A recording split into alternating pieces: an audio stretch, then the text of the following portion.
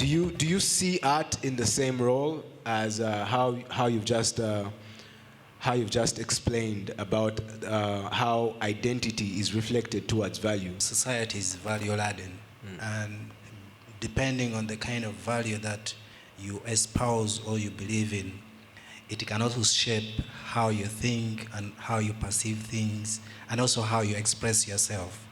So by the very definition of art as a form of expression, you could argue that you can express a certain value, but you could also express as a way of deconstructing certain values. When they decide that something is art, then it becomes art, right?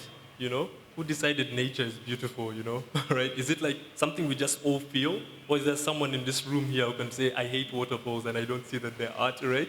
If I was in the audience and I asked you, do you see yourself as an artist, what would your answer to me be? With a software developer, when you compare a software developer to a painter, a software developer has a computer screen, a painter has a blank canvas, right?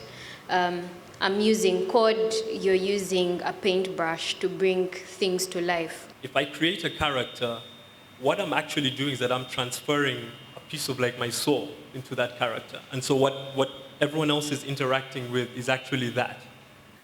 The way I look at that is like I release a song and then I go into my group and I tell, hey guys, go like my video. And then all of a sudden there's 100 likes, right? But they are not necessarily informing the true value, but they create a confirmation bias so that whoever might come across will land based on the fact that the numbers are picking up, right?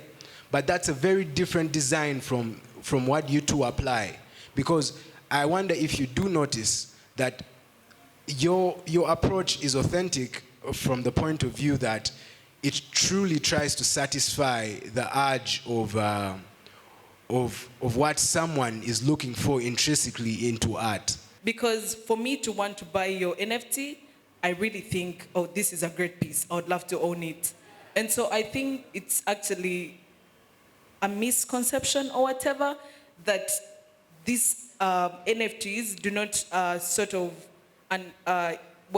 that they're not reached to in the same process as, you know, a traditional painting was sort of done. I think it's the exact same process.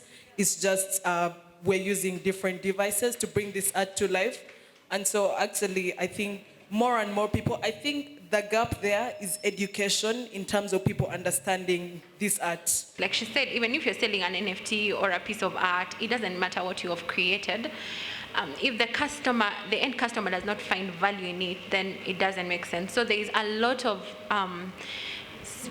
time spent in user research. Yeah, but that was really, I liked how they chose the panel because there was representation from the different aspects of digitalization and digitalization inclusive of art. It was an interesting panel on how they discussed it, but my biggest takeaway is how artists can take back ownership of their work through like new technologies such as NFTs and the blockchain. And the panel has been super knowledgeable about that because they have people from a wide range of disciplines, from product designers, people in policy, and actual creators who create content, like producers from creatures. So for me, it has been informative because I have multiple perspectives from various stakeholders in the digital, I would say, platforms. Today was about essentially moving identities through technology and assigning value towards artists and users in that space.